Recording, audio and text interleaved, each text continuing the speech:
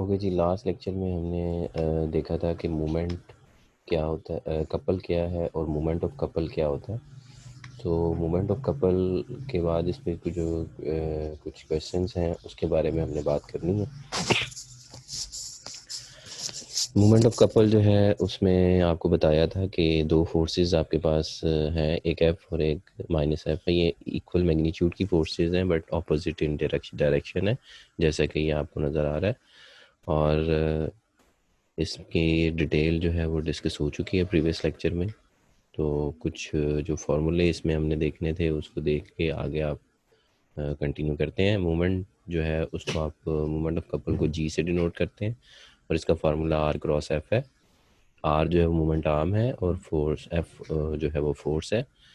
और जो इसका मैग्नीट्यूड है वो आपको पता है कि आर एफ साइन थीटा है।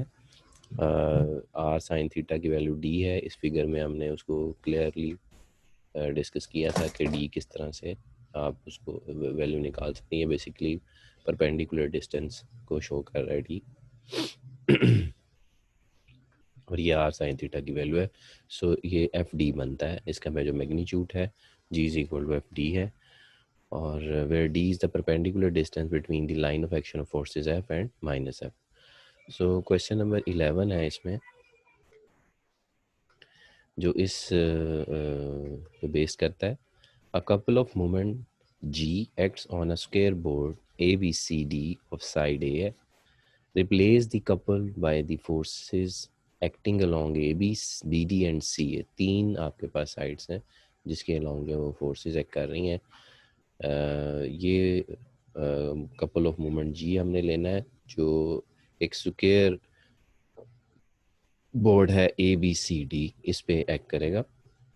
हमने रिप्लेस करना है कपल को by the forces acting long A B side है, यानी एक साइड ये है ए बी है, इसके लॉन्ग हमने F1 ले लिए। एक साइड हमारे पास बी डी है, इसके लॉन्ग हमने F2 फोर्स ले लिए। और एक साइड हमारे पास सी ए है, ये गिवन है हमें, इसके लॉन्ग हमने फोर्स F3 लेट कर ली। तो ये हम लेट कर लेते हैं कि ए बी सी डी जो है वो एक स्क्वायर बोर्ड है और उसका साइड ए है।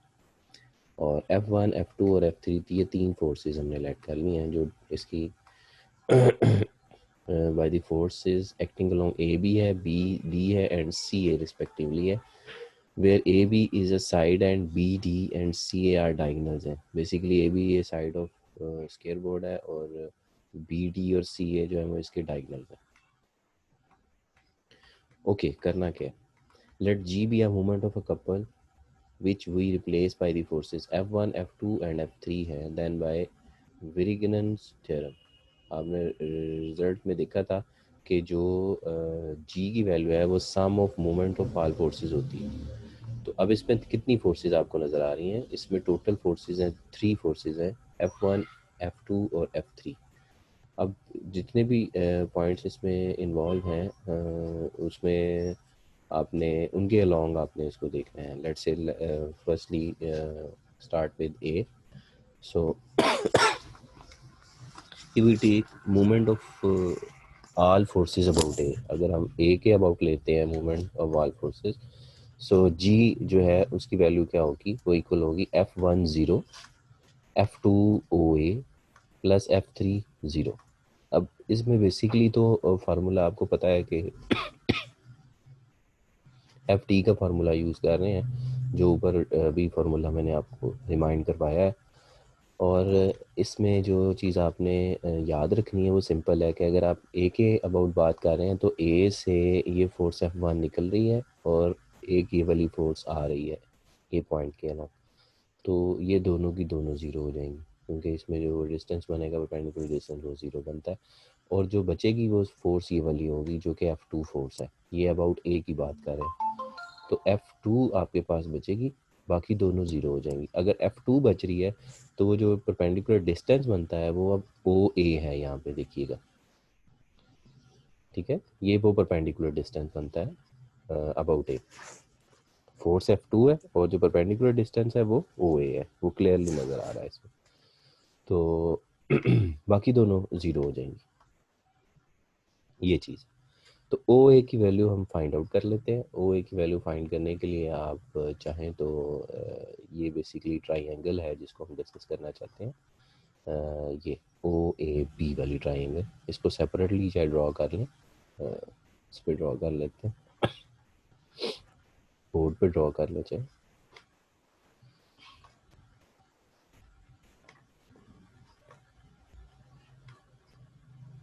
ठीक है, ये आपके पास O है, ये A है,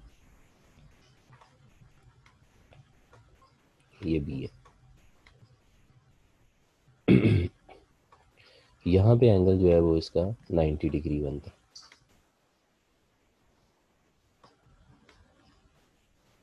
ठीक हो गया। तो जो OA की वैल्यू है वो हमारे पास बनेगी AB साइन ऑफ 45 डिग्री, यानी OA की वैल्यू हमने निकालनी है। तो OA ओवर AB आपके पास है। अच्छा, इसके बारे में मैं बता दूं, ये एंगल 45 डिग्री है।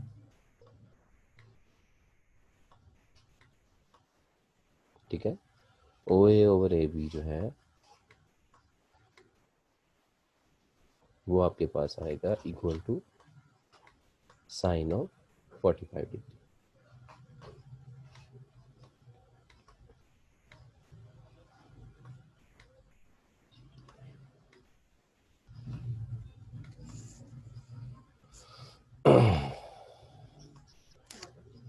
ठीक हो गया। तो यहाँ से OA की वैल्यू जो है वो आप इजीली कैलकुलेट कर सकते हैं। OA जो है वो AB साइन 45 डिग्री हो जाएगा।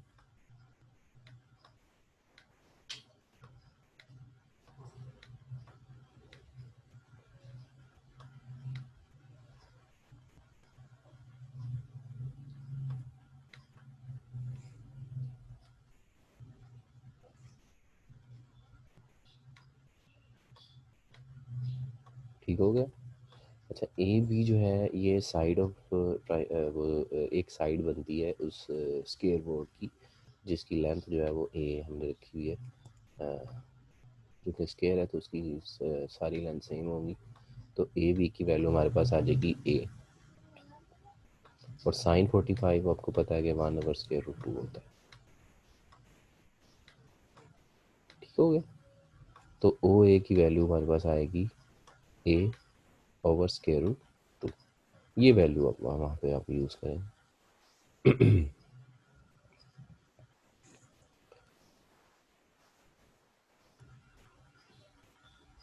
चलिए वापस चलते हैं उस पर टॉपिक की तरफ। तो ये चीज़ है, चूँकि ये स्केयर बोर्ड है इसलिए आपको नज़र आ रहा है कि इसमें ये एंगल 45 बनेगा। तो टोटल एंगल 90 बनता है, तो इसका हाफ जो है वो, चूँकि ये डायगनल है तो ये एंगल 45 डिग्री का बनेगा। ये ऊपर वाला भी 45 बनेगा, ये भी 45 बनेगा। अगर टोटल करेंगे तो टोटल 90 बनेगा, जैसे कि यहाँ पर नज़र आ रहा है। अच्छा, ये तो आपके पास वैल्यू आ गई F2A1/√2।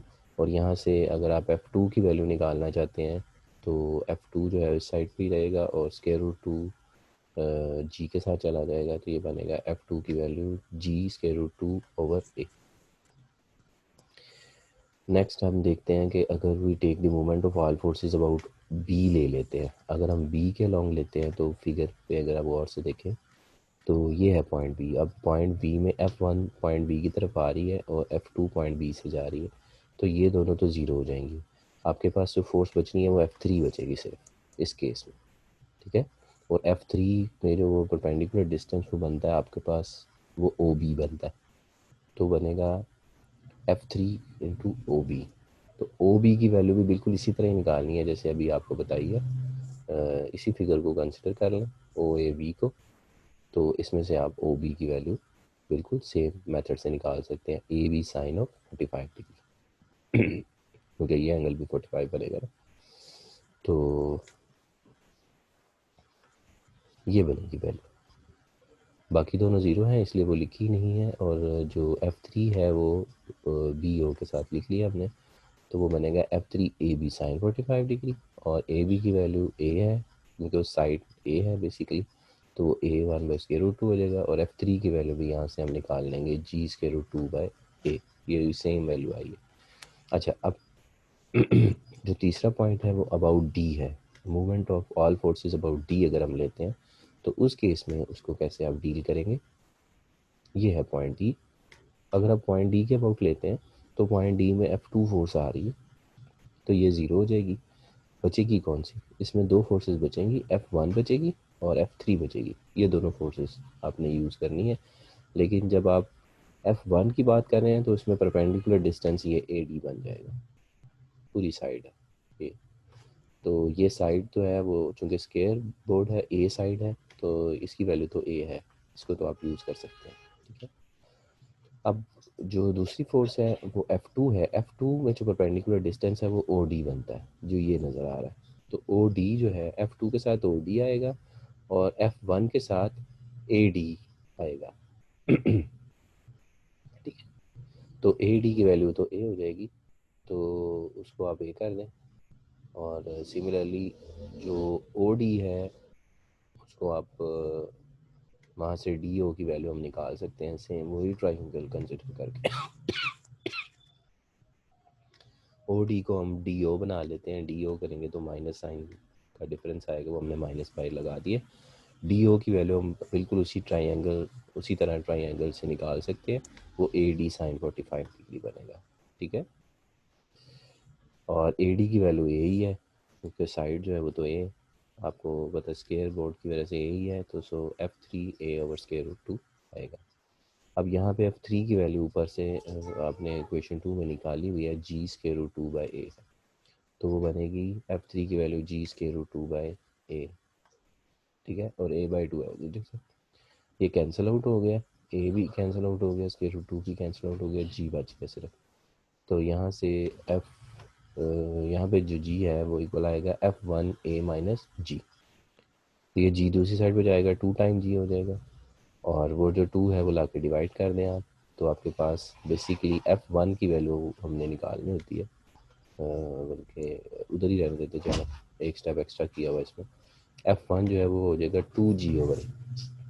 तो आपने तीनों फोर्सेस निकाल ली, F1 भी निकाल ली है, F2 F3 भी यहाँ पे निकल आई थी और F2 भी ऊपर निकल आई है, ये तीनों हमारे पास आ गई। ठीक है, जब ये तीनों वैल्यूज़ आपने फाइंड आउट कर ली हैं फोर्सेस की, तो यही आपका रिजल्ट है। तो इसको क्वेश्चन को गौर से देखिएगा, अगर कोई बात पूछने वाली हो तो नेक्स्ट लेक्चर में मुझसे आप डिस्कस कर सकते हैं। ठीक है,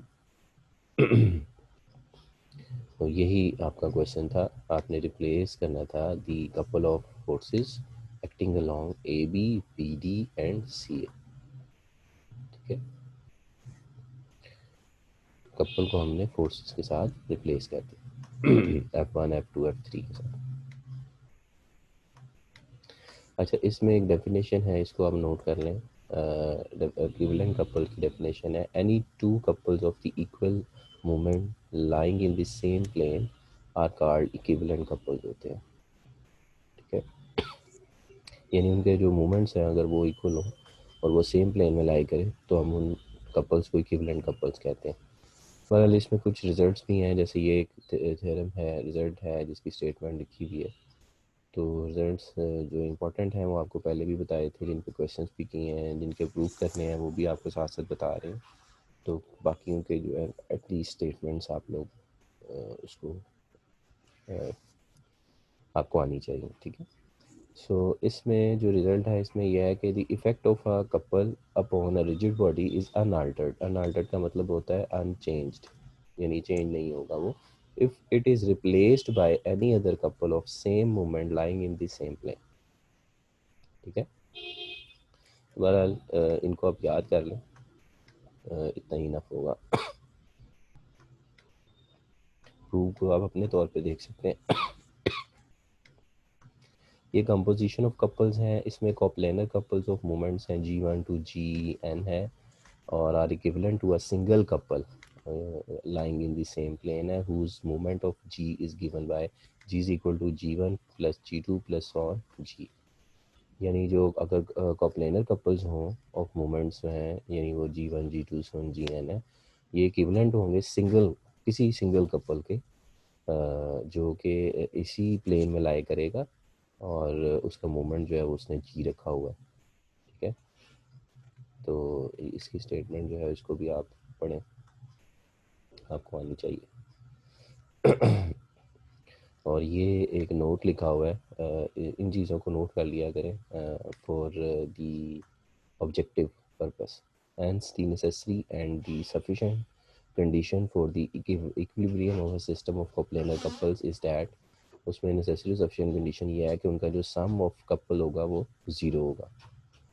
तो ये चीज़ें जो हैं वो ऑब्जेक्टिव के लिए इम्पोर्टेंट है, इसको आप कर सकते हैं। आगे force and a couple. Force and a couple में कहता है फोर्स पी, एक फोर्स पी रख लें, acting on a rigid body है, can be move to any point हो, ठीक है, ऑफ द रिजिड बॉडी है, provided a couple is added whose movement is equal to the movement of P about O. यानी ये आप figure से इसको अच्छी तरह से समझ सकते हैं। ये फोर्स पी है, ठीक है, और ये वो कपल है जिसके बारे में वो बात कर रहा है, जो अबाउट ओ है, एक पी और एक माइनस पी। तो इनकी बस स्टेटमेंट्स देख लें, इतना ही इनफ होगा। थ्योरम है, the necessary and sufficient condition that our given system of coplanar forces acting upon a rigid body is in equilibrium is that the force sum and moment sum must separately vanish, ठीक है। तो ये state के लिए आप result देख लें, बाकी पेपर पॉइंट ऑफ व्यू से इसको करने की ज़रूरत नहीं है। एग्जाम्पल 2 है, इसको करना है। एग्जाम्पल्स और क्वेश्चन जो है इनमें सारे क्वेश्चन करने हैं आपने, एग्जाम्पल्स भी करनी है, उसको नहीं छोड़ना। Forces acting act along the side B C है, सी ए है और ए बी है, तीन साइड्स आपके पास हैं ट्राइंगल की। वो कहता है कि फोर्सेस जो हैं वो इन साइड्स के अलोंग एक्ट कर रही हैं। Show that they are equivalent to a couple. Show आपने ये करना है कि they are equivalent to a couple है only if the forces are proportional to the sides. अगर जो ये इक्विवेलेंट टू द कपल हो जाएंगे if the forces are proportional to the sides है, ये चीज़ आपने प्रूव करनी है, शो करनी। तो सबसे पहले तो एक हम ट्राइंगल ले लेते हैं। ये ए बी सी आपको एक ट्राइंगल नज़र आ रही है, ठीक है।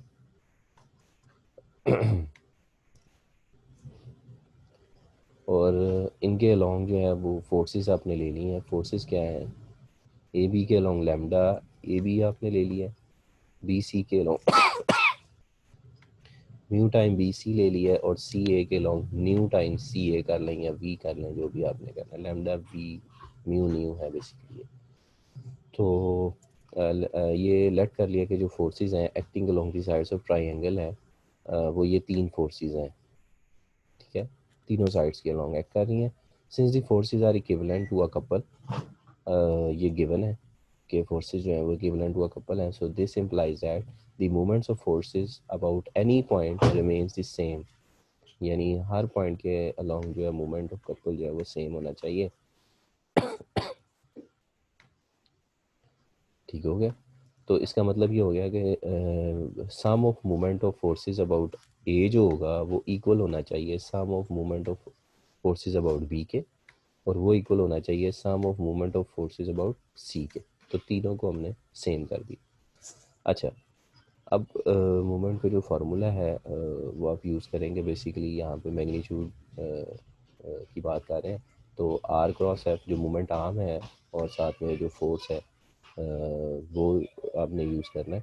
तो पहली जो फोर्स है वो लेट से आप बी सी के लॉन्ग ले रहे हैं, पॉइंट ए अबाउट ए ले रहे हैं, तो उसके साथ उसमें तो ये दो फोर्सेस, एक लैम्डा ए बी और एक न्यू सी बी, ये दोनों तो ज़ीरो होंगी क्योंकि ये ए से निकल रही है और ये ए में आ रही है।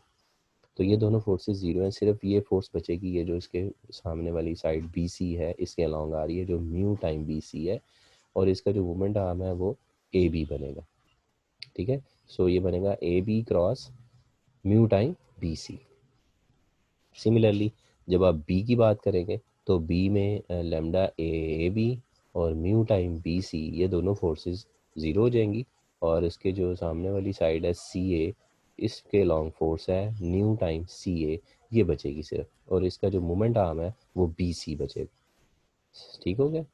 और इसी तरह जब आप सी की बात करेंगे तो सी में दो फोर्सेस फिर ज़ीरो हो रही हैं, एक nu time C A zero हो रही है और एक ये mu time B C zero, ये दोनों सी से एक निकल रही है और एक आ रही है।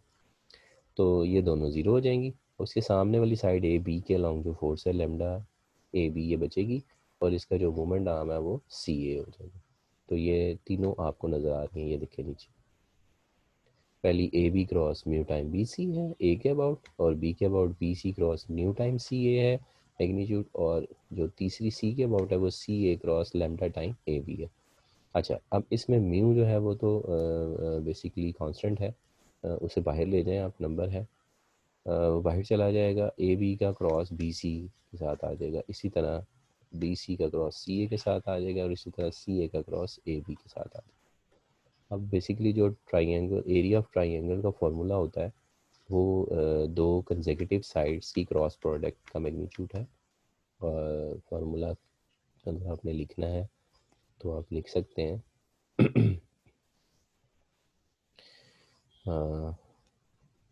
इसको क्लियर कर दें जी। अगर कोई एक ट्राइंगल आप ले रहे हैं A B C,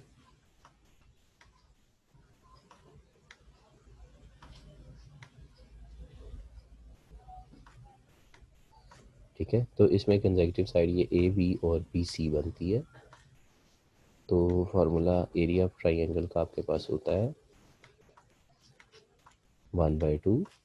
area of triangle को हम ये डेल्टा से डिनोट करते हैं, 1/2 magnitude A B cross B C,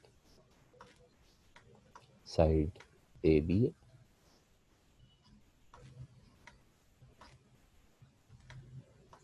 cross B C, ठीक है। ये कोई सी भी दो कंसेक्यूटिव साइड से आप लिख सकते हैं, तो इसलिए जो है वो आपको यहाँ पे नजर आ। अब अगर आपने बी सी क्रॉस सी ए लेना है वो भी ठीक है, C A cross A B लेना है वो भी ठीक है, तो वो सब इक्वल के साथ चलते हैं। तो कहने का मकसद ये है कि फार्मूला जो है वो अब आपके पास ये बनता है। तो टू जो है वो दूसरी साइड पे ले आए तो टू टाइम डेल्टा हो जाएगा, मैग्नीट्यूड है A B cross B C, ठीक है।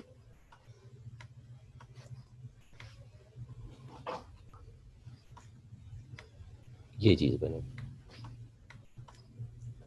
तो ये जो A B cross B C की वैल्यू है ये टू टाइम डेल्टा है,